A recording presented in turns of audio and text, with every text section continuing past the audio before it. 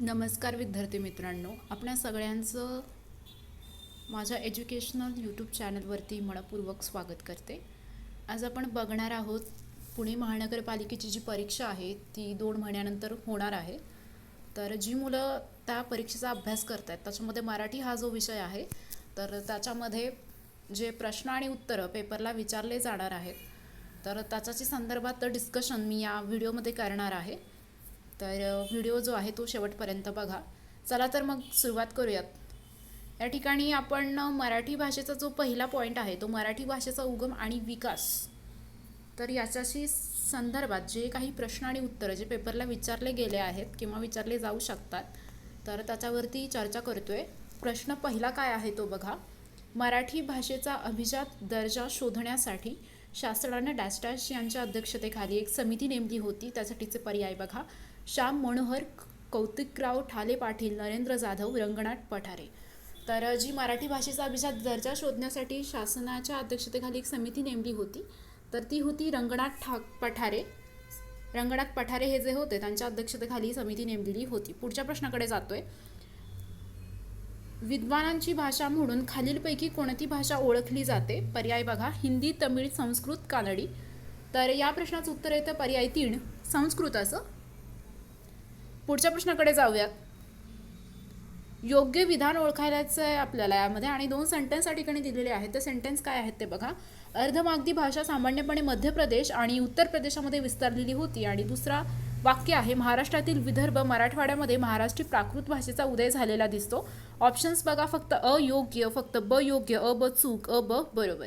तर या ठिकाणी आपण बघितलं असेल तर पर्याय 3 अ ब चूक, दोन्ही विधाने या ठिकाणी चूक आहेत.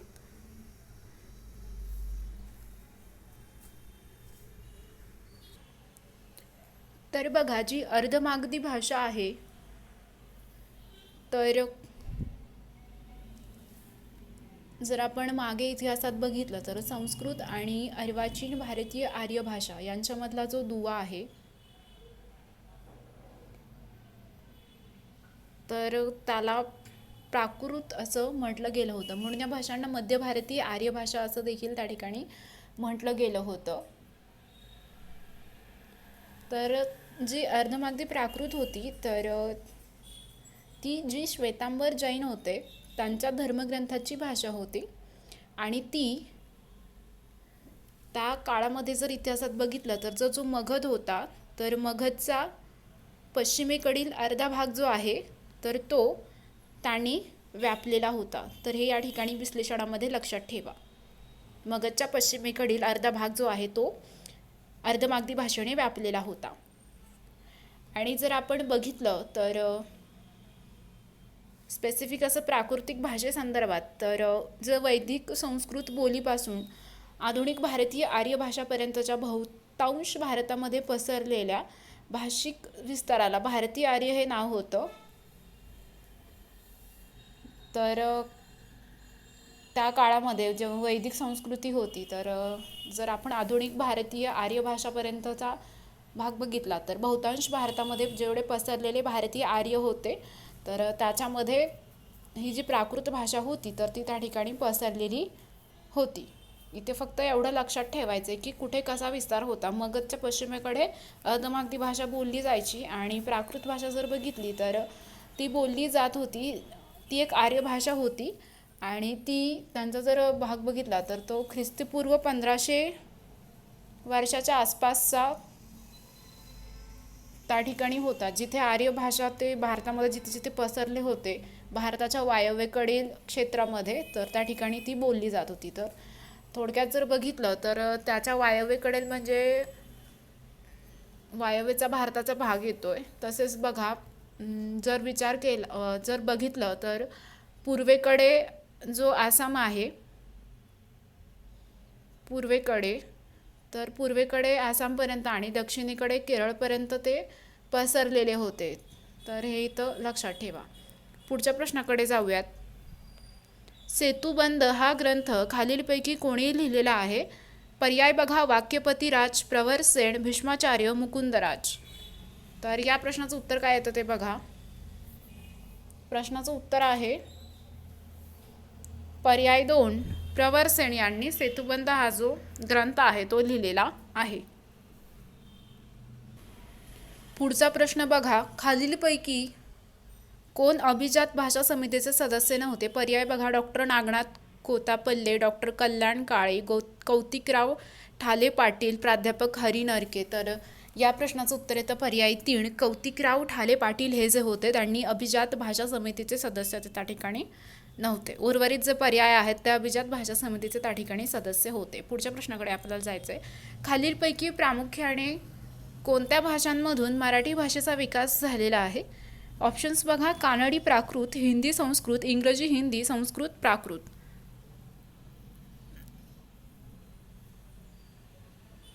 तर बघा या प्रश्नाचं उत्तर काय येतं? ऑप्शन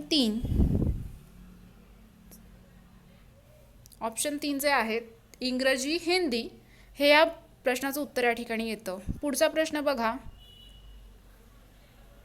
खालीलपैकी आर्यन गटातील भाषा कोणत्या? ऑप्शन्स बघा, मराठी हिंदी, संस्कृत पाली, गुजराती बंगाली, मराठी फारसी, संस्कृत पाली, गुजराती उर्दू, कानडी मल्याळम, संस्कृत पाली, गुजराती बंगाली, मराठी तेलुगू, कानडी मल्याळम. तर बघा या क्वेश्चनचा आन्सर येतं पर्याय 1, मराठी हिंदी, संस्कृत पाली, गुजराती बंगाली. हे या ठिकाणी या प्रश्नाचं उत्तर येतं. पुढचा प्रश्न बघा,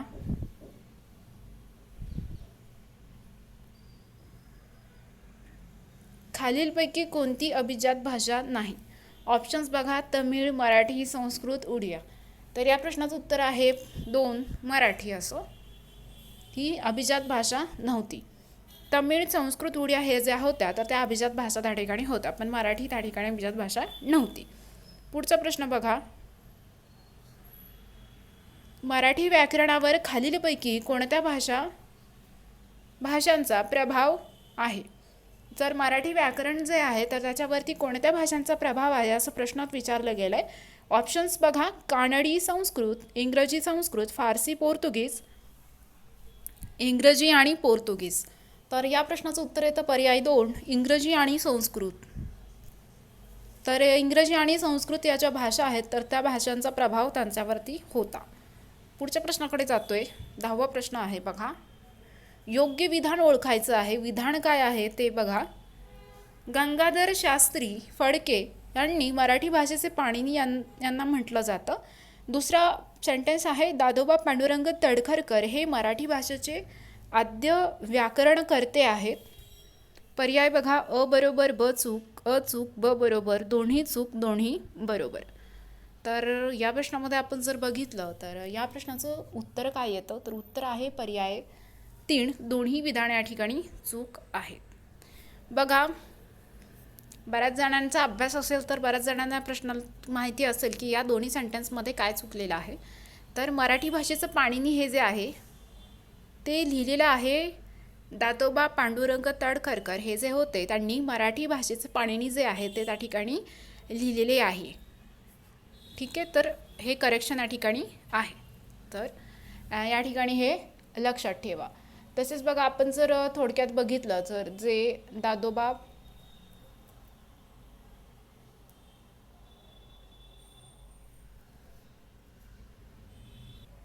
त्यांचं जर आपण थोडक्यात माहिती घेतली तर आपण बघू शकतो ते एक समाजसुधारक होते. तसेच त्यांनी मराठी व्याकरणकार म्हणून त्यांची ओळख आहे. लेखकही ते राहिलेले आहेत. त्यांनी मानवधर्म सभा, परमहंस सभा, प्रार्थना समाज या समाज सुधारणेसाठी प्रयत्न करणाऱ्या संस्थांचे जे संस्थापक सदस्य ते त्या ठिकाणी राहिलेले आहेत. तर हे अधिक माहिती करता त्या ठिकाणी लक्षात ठेवा. तसेच बघा त्यांना इंग्रज सरकार जे त्या काळी होतं 1857 साली त्यांना राव बहादूर पदवी जी आहे ती दिलेली आहे. तर इतिहासामध्ये जर असे काही प्रश्न आले तर बघा प्रश्नांचं विश्लेषण जे आहे ते नेहमी व्यवस्थित करायचं, कारण त्याच्यातून प्रश्न तयार होतात आणि तुमचा अभ्यास पण त्या ठिकाणी चांगल्या पद्धतीने होतो. तर आता दादोबा पांडुरंग तडखरचा पॉईंट आला तर त्याच्याबरोबर आपल्याला त्यांचे काही पॉईंट जर मिळाले तर ते त्याच्यामध्ये ॲड करायचे, जेणेकरून तुमचा अभ्यास जो आहे त्या ठिकाणी व्यवस्थित होईल. तर या ठिकाणी मी काही पॉईंट्स तुम्हाला सांगितलेले आहेत. तर या ठिकाणी तुम्ही लक्षात ठेवा. तसेच जर बघितलं तर बघा, त्यांनी समाजसुधारक म्हणून काम केलेलं आहेच. तसेच बघा, त्यांनी साहित्य पण लिहिलेले आहेत.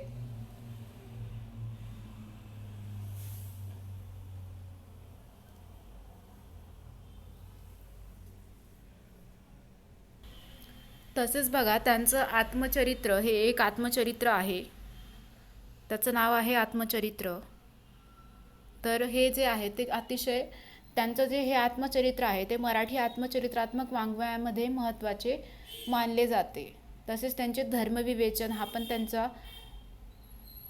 साहित्य आहे, तर हेही इथे लक्षात ठेवा. तसेच मराठी भाषेचं व्याकरण हे देखील त्यांचं साहित्य आहे. तसेच शिशुबोध, तर एक्झाममध्ये विचारलं तर या ठिकाणी तुम्ही ते सांगू शकता. एक्झाममध्ये विचारलं तर तुम्ही त्याचा आन्सर त्या ठिकाणी लिहू शकता. ठीक आहे, आपण पुढच्या प्रश्नाकडे जाऊयात. जेवढी माहिती मला या ठिकाणी आठवली ते मी सांगण्याचा ठिकाणी प्रयत्न केला. तुम्हाला आणखीन माहिती मिळते तर प्रश्नामध्ये तुम्ही जेव्हा PDF फाईल्स घेतात किंवा नोट्स बनवत असतात तेव्हा ती त्या ठिकाणी ॲड करा. पुढच्या प्रश्नाकडे जाऊयात. प्रश्न पुढचा आहे, व्याकरण लेखनाचे खालीलपैकी प्रकार कोणते? पर्याय आहेत आदेशात्मक, वर्णनात्मक, ऐतिहासिक, तौलनिक, फक्त अ आणि क, फक्त क व ड, वरील सर्व, फक्त अ व ड. तर या क्वेश्चनचा आन्सर काय येतं बघा. या क्वेश्चनचा आन्सर येतं पर्याय 3, वरील सर्व.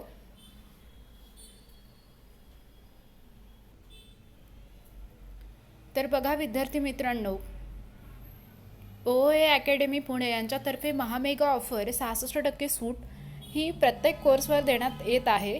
जो आपला स्वातंत्र्य दिवस आहे 75वा, आपण येत्या 15 ऑगस्टला साजरा करतोय. त्यानिमित्ताने आम्ही महामेगा ऑफर दिलेली आहे आणि याच्यामध्ये तुम्हाला 66% सूट म्हणजे 2000 रुपयाचा कोर्स तुम्हाला त्या ठिकाणी 500 रुपयामध्ये मिळतोय. तर ही जी ऑफर आहे ही सगळ्यात मोठी डील तुमच्यासाठी असणार आहे. त्याच्यात तुम्हाला पोलीस भरती, तलाठी मेगा भरती, वनरक्षक भरती, आरोग्य भरती, पुणे मनपा, पशुसंवर्धन, ग्रामसेवक, अंगणवाडी, कृषी सेवक या सगळ्या कोर्सची जे आहेत ते तुम्हाला 500 रुपयामध्ये मिळणार आहे. तर त्याच्यामध्ये तुम्हाला कोणती बॅच जॉईन करायची आहे ती सिलेक्ट करायची आहे. OA अकॅडमीचं ॲप प्ले स्टोअरवरती जाऊन डाउनलोड करून तुम्ही हे कोर्सेस त्या ठिकाणी विकत घेऊ शकता फक्त आणि फक्त 500 रुपयामध्ये. कोर्सची मुदत 6 महिने असणार आहे. संपूर्ण 5 विषयाचं नॉलेज तुम्हाला त्या ठिकाणी, प्रत्येक विषयांसाठी स्वतंत्र शिक्षक असणार आहेत जे की तुम्हाला व्यवस्थित गाईडलाईन्स देतील, व्यवस्थित गायडन्स करतील आणि तुमच्याकडे इंडिव्हिज्युअली तुमचा जो परफॉर्मन्स आहे तो पण त्या ठिकाणी चेक केला जाईल. या कोर्समध्ये तुम्हाला लाईव्ह क्लास मिळेल, मोफत नोट्स मिळतील, मोफत टेस्ट सिरीज मिळतील. सर्व क्लासच्या ज्या नोट्स आहेत त्याच्या PDF फाईल्स, टेस्ट सिरीज पण त्या ठिकाणी भेटेल आणि जुन्या प्रश्नपत्रिकांचं जे विश्लेषण आहे तर तेही त्या ठिकाणी मिळेल. आणि सगळ्यात मोठा बेनिफिट या ठिकाणी काय असणार आहे तुम्हाला, तर जो तुमचा क्लास मिस झाला, तुम्ही लाईव्ह लेक्चर्स अटेंड नाही करू शकलात किंवा तुम्हाला रिव्हिजन करायची आणि तुम्हाला जे क्लास झालेले आहेत ते रिपीट बघायचे आहेत, तर ते रेकॉर्डेड लेक्चर्स पण तुम्हाला याच्यामध्ये भेटून जाणार आहेत. तर लवकरात लवकर 500 रुपयाचा जो कोर्स आहे तो लवकरात लवकर विकत घ्या. आपला 15 ऑगस्ट जवळ आलेला आहे, तर लवकरात लवकर सगळ्यांनी ॲडमिशन घेऊन टाका. जो कोणता कोर्स हवा आहे तर तो लवकरात लवकर घ्या. आणि स्पेशली जी मनपा भरतीची तयारी करतायत मुलं त्यांनी तर हा कोर्स नक्कीच घ्या, कारण त्यांचं सिलेक्शन हे डेफिनेटली त्यात होईल. कारण सगळे टीचर लोक तुमची अशा प्रकारे तयारी करून घेतील की तुम्हाला अभ्यास करत असताना कोणत्याही प्रकारची अडचण येणार नाही.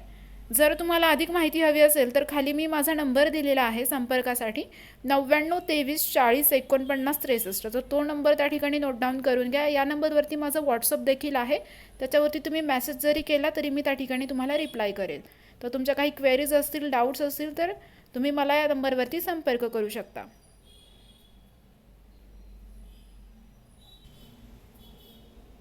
आपला पुढचा प्रश्न काय आहे तो बघा. बोली भाषा ही लवचिक आणि बदलक्षम असते तर लेखी भाषा ही स्थिर आणि ताठर असते.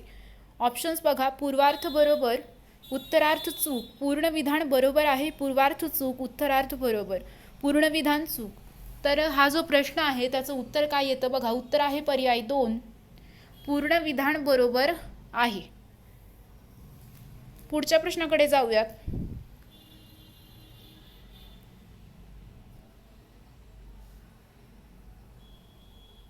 भारतीय राज्यघटनेनुसार किती भाषांना राजभाषांचा दर्जा प्राप्त आहे? ऑप्शन्स बघा 22, 24, 23, 26. तर या क्वेश्चनचा आन्सर इथं पर्याय 1 22.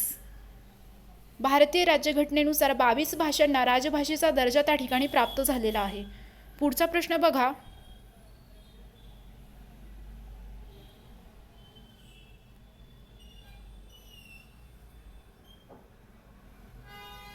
योग्य विधान निवडायला सांगितलंय. खाली 4 वाक्य दिली आहेत आणि त्या वाक्यामधून खाली पर्याय आहेत, त्यातलं योग्य विधान निवडायला सांगितलंय. मराठी भाषेचा विकास संस्कृत आणि प्राकृत या भाषांमधून झाला.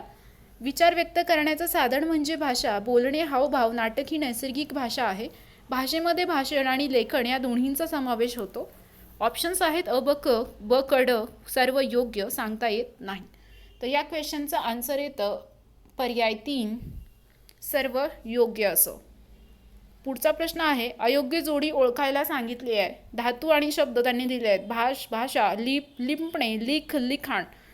अ ब क सर्व योग्य. तर या प्रश्नाचं उत्तर येतं सर्व योग्य असं. तर या ठिकाणी धातू आणि शब्द यांच्या जोड्या या योग्य जोड्या आहेत. अयोग्य जोडी यापैकी कोणतीच नाही आहे. पुढच्या प्रश्नाकडे जाणार आहोत. मराठी भाषेचे पाणिनी कोणाला म्हणतात? ऑप्शन्स आहेत बाळशास्त्री जांभेकर, दादोबा पांडुरंग तडखरकर, विष्णूशास्त्री चिपळूणकर. यापैकी नाही. तर बघा, मगाशीच मी एक प्रश्न घेतला होता की त्याच्यामध्ये मराठी भाषेचे पाणिनी असं एक सेंटेन्स होतं आणि त्याच्यामध्ये असं सांगितलं होतं की याच्यातलं योग्य आणि अयोग्य ओळखा. तर त्यामध्ये ते सेंटेन्स चुकीचं होतं. तर त्याचं उत्तर होतं दादोबा पांडुरंग तडखरकर. त्याच्या जागी दुसरं वाक्य त्यांनी त्या ठिकाणी टाकलं होतं. तर मराठी भाषेचे आणि त्या ठिकाणी मी विश्लेषण पण तुम्हाला सांगितलं होतं की दादोबा पांडुरंग तडखरकर त्यांच्याविषयीची माहिती आहे मी सांगितली होती आणि तिथे प्रश्नाचं ॲनालिसिस केलं होतं. तर अभ्यास करत असताना तुम्हाला तेच करायचं आहे की जे ॲनालिसिस आहे ते त्या ठिकाणी तुम्हाला चांगलं ठेवायचं आहे की इतर तुम्हाला आणखीन माहिती असेल तर ती तिथे नोट डाऊन करायची. तर या ठिकाणी प्रश्नाचं उत्तर येतं मराठी भाषेचे पाणिनी हे दादोबा पांडुरंग तडखरकर यांना म्हटलं जातं. पुढच्या प्रश्नाकडे जाऊयात. हा प्रश्न तुम्हाला आता पाठच झाला असणार आहे. ठीक आहे. पुढचा प्रश्न बघा, मराठी भाषेचे शिवाजी म्हणून कोणास ओळखले जाते? ऑप्शन्स आहेत बाळशास्त्री जांभेकर, दादोबा पांडुरंग तडखरकर, विष्णूशास्त्री चिपळूणकर. यापैकी नाही. तर या प्रश्नाचं उत्तर येतं पर्याय 3 विष्णूशास्त्री चिपळूणकर असं. मराठी भाषेचे शिवाजी म्हणून विष्णूशास्त्री चिपळूणकर हे जे आहेत त्यांना ओळखलं जातं. तर बघा, आपण जर थोडक्यात त्यांच्याबद्दल जाणून घेतलं तर आपण जर त्यांच्याविषयी बघितलं तर जे मराठी भाषेचे शिवाजी म्हणून ओळखले जातात विष्णूशास्त्री चिपळूणकर हे एक निबंधकार, लेखक, मराठी निबंधकार, तसेच लेखक, पत्रकार, देशभक्त होते. आणि त्यांचं जे महाविद्यालयीन शिक्षण होतं ते पुण्यामधील पुणा कॉलेज आणि डेक्कन कॉलेज याच्या महाविद्यालयामध्ये झालं होतं. तसेच त्यांनी इंग्रजी, संस्कृत आणि मराठी भाषांमध्ये जे ग्रंथ आहेत तर त्यांचा व्यवस्थित अभ्यास त्यांनी केला होता. आणि या ठिकाणी बघा, पेपरला एखादा प्रश्न विष्णूशास्त्री चिपळूणकरांबद्दल विचारला जाऊ शकतो की त्यांचं एक मासिक होतं की जे त्यांनी 25 जानेवारी 1874 सुरू केलं होतं. त्याचं नाव आहे निबंधमाला. तर ह्या मासिकाचं नाव जे आहे ते लक्षात ठेवा, निबंधमाला. तुम्ही जेव्हा माझा व्हिडिओ बघताय तेव्हा एक वही आणि पेन किंवा तुमच्याकडे जर पेजेस असतील तर ते वही आणि पेजेस घेऊन बसायचे आणि त्याच्यामध्ये तुम्हाला जे वाटतं की जे पॉईंट तुमच्या लक्षात राहणार नाहीत तर ते तुम्ही लिहून घ्यायचे. कारण मी जे पॉईंट्स तुम्हाला सांगते ते एक्झामच्या दृष्टिकोनातून अतिशय महत्त्वाचे आहेत. ते पेपरला विचारले गेलेले आहेत. जेव्हा प्रश्नाचं विश्लेषण होत असतं त्याच्यामधून प्रश्न तयार होत असतात आणि त्याची उत्तरं देखील आपली तिथेच पाठ होतात. कारण विश्लेषण हे कोणत्या तरी प्रश्नामध्ये पुन्हा एकदा रिपीट होतं प्रश्नाच्या माध्यमातूनच. तर हे जे पॉईंट्स आहेत ते नोट डाऊन करून ठेवा. बघा, निबंधमाला हा जो आहे तो एक मासिक होतं निबंधमाला. तर हे मासिक विष्णूशास्त्री चिपळूणकर हे जे आहेत तर त्यांनी चालवलं आणि ते 7 वर्ष त्या ठिकाणी चाललेलं आहे. तर हा प्रश्न तुम्हाला असा विचारला जाऊ शकतो की निबंधमाला हे जे मासिक आहे ते कोणाचं होतं, कोणी काढलं होतं, तर ते काढलं होतं विष्णूशास्त्री चिपळूणकर यांनी आणि ते 7 वर्ष अखंड चाललेलं आहे.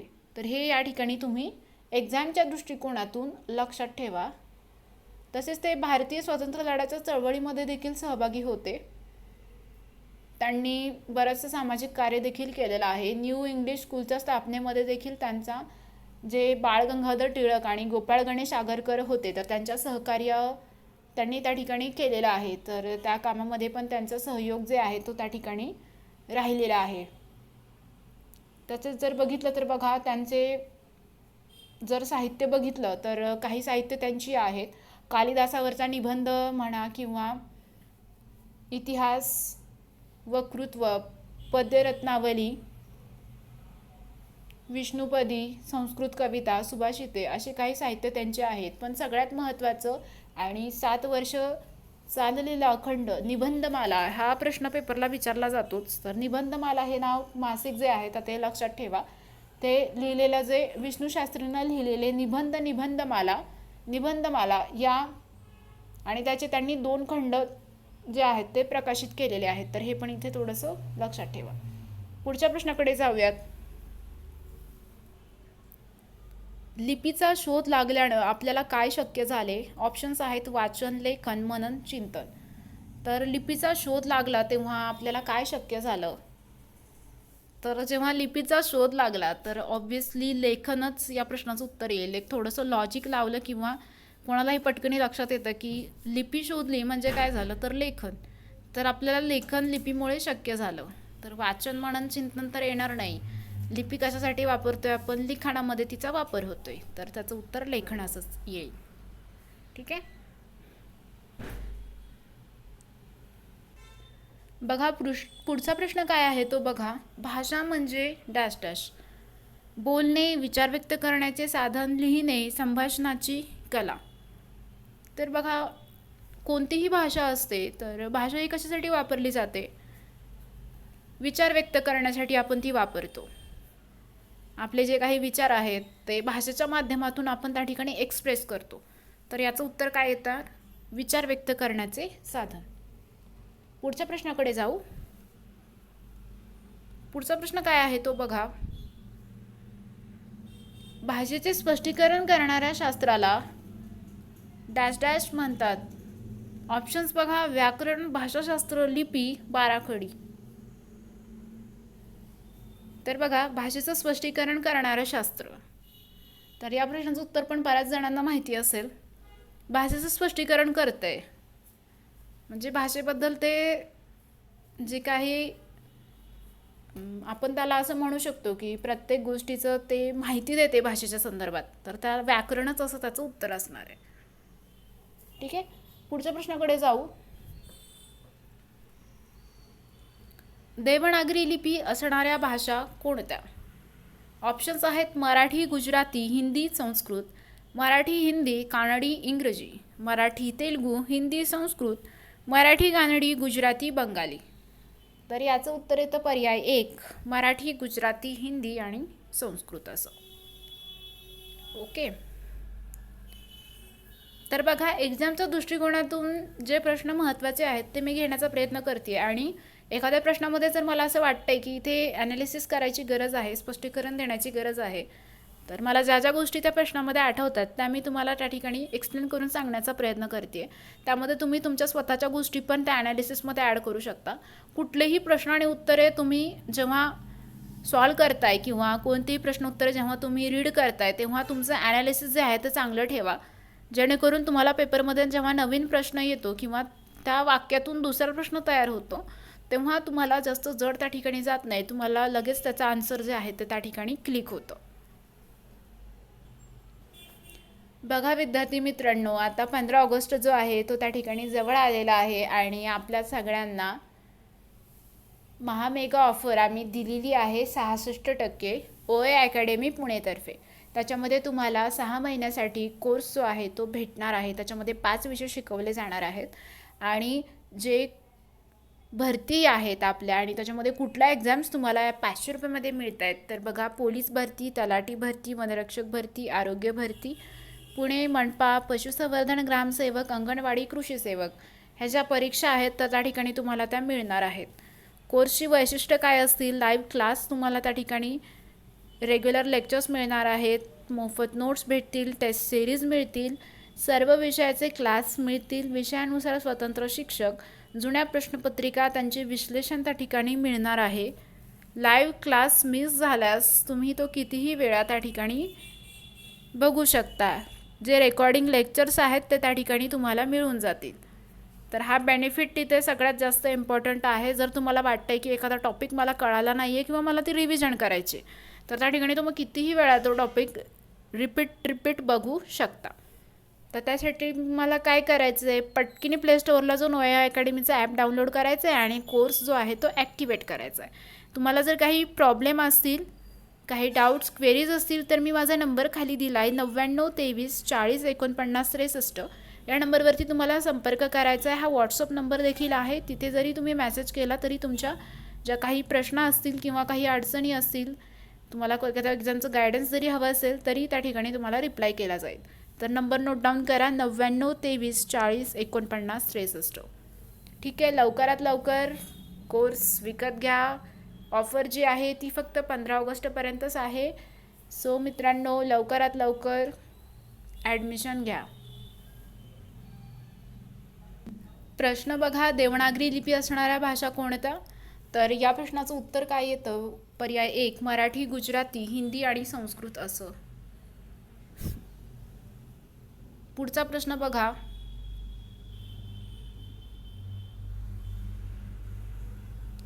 भाषा हा शब्द संस्कृतमधील दाष्टस धातूपासून आलेला आहे.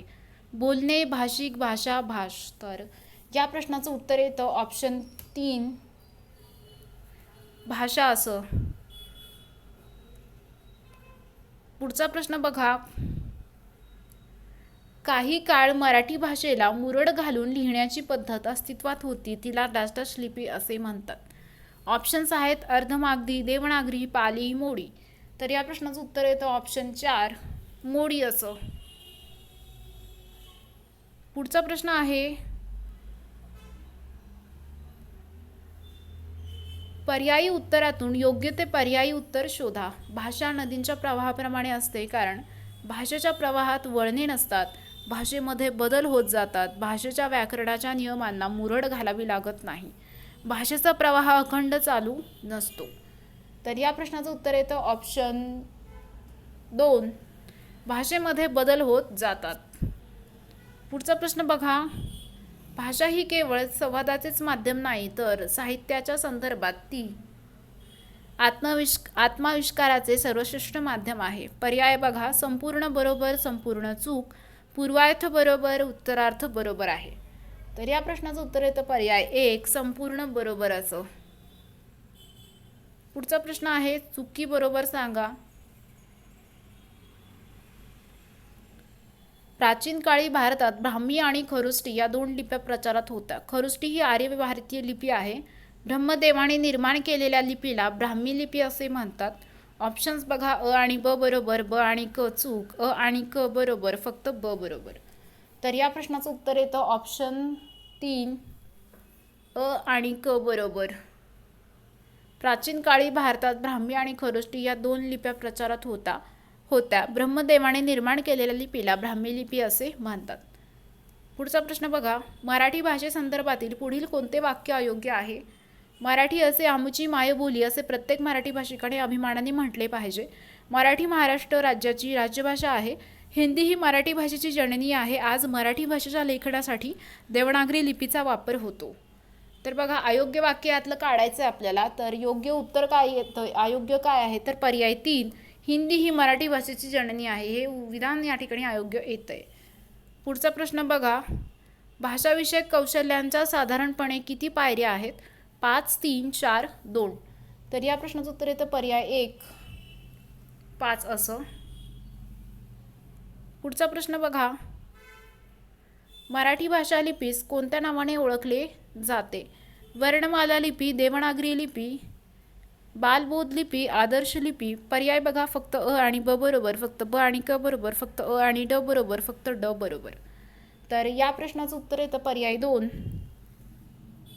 फक्त ब आणि क बरोबर. ब आणि क बरोबर. देवनागरी आणि बालबोध लिपी. पुढचा प्रश्न आहे, व्याकरण म्हणजे नियमांची जत्री, भाषेला सरळ करणारे, भाषेचं स्पष्टीकरण करणारे शास्त्र, वर्णविचार. तर या प्रश्नाचं उत्तर येतं ऑप्शन 3, भाषेचे स्पष्टीकरण करणारे शास्त्र. व्याकरण म्हणजे भाषेचे स्पष्टीकरण करणारे शास्त्र. तर हे या ठिकाणी लक्षात ठेवा. बघा विद्यार्थी मित्रांनो, महामेगा ऑफर 66% सूट ही 15 ऑगस्टपर्यंतच तुम्हाला मिळणार आहे. तर लवकरात लवकर माझा जो कोर्स आहे तो विकत घ्या. OA अकॅडमी पुणेतर्फे हा कोर्स लॉन्च करण्यात आलेला आहे. याची मुदत फक्त 2 दिवस राहिलेली आहे. तर ज्यांनी कोणी हा कोर्स घेतला असेल तर त्यांनी चांगलंच काम केलं आहे, कारण त्यांचा अभ्यास त्या ठिकाणी कंप्लीट होणार आहे आणि त्यांचं एक्झाममध्ये पण नक्कीच सिलेक्शन होणार आहे. तर बघा, कोर्स जो आहे तो 500 रुपयामध्येच मिळतो आहे. 66% सूट, 2000चा कोर्स तुम्हाला 500 रुपयामध्ये मिळतो आहे आणि ऑफर फक्त 2 दिवस राहिलेली आहे. तर लवकरात लवकर ऑफर जी आहे ती त्याचं बेनिफिट करून घ्या. जो कोणता कोर्स हवा आहे, वनरक्षक भरती, पशुसंवर्धन, ग्रामसेवक, आरोग्य भरती, अंगणवाडी, कृषीसेवक, पुणे मनपा आता जाहिरात आलेलीच आहे, पोलीस भरती, तलाठी, जो कोणता कोर्स हवा आहे पटकीने ॲक्टिवेट करून घ्या. 6 महिने बॅचचं त्या ठिकाणी कालावधी असणार आहे आणि ते फीचर्स पण जे आहेत ते मी दिलेले आहेतच. काही अडचण असेल, काही प्रॉब्लेम असेल, 99 23 40 49 63 नंबरवरती संपर्क करा आणि तुमचा जो ॲडमिशन आहे ते त्या ठिकाणी कन्फर्म करून घ्या. तुम्ही व्हिडिओ शेवटपर्यंत बघितला त्याबद्दल तुमचे खूप खूप आभार. कोर्स जो आहे तो लवकरात लवकर विकत घ्या.